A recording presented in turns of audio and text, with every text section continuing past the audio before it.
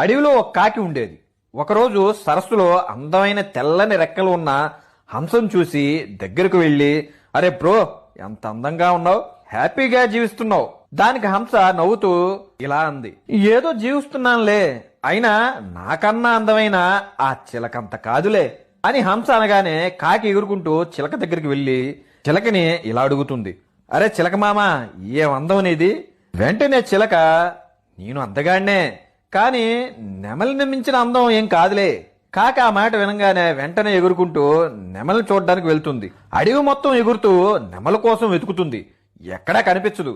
తిరిగి తిరిగి అడవికి చివర ఒక బంగ్లాలో ఉందని తెలుసుకొని హుటాహుటిన అక్కడికి వెళ్తుంది. అక్కడికి వెళ్లి చూడంగానే నెమలి ఒక పంజరంలో బంధించి ఉంటుంది. అక్కడ జనాలు నెమలితో సెల్ఫీలు తీసుకుంటున్నారు. కాకి ఆశ్చర్యపోతూ దగ్గరికి వెళ్ళి, అరే నువ్వు చాలా ఫేమస్,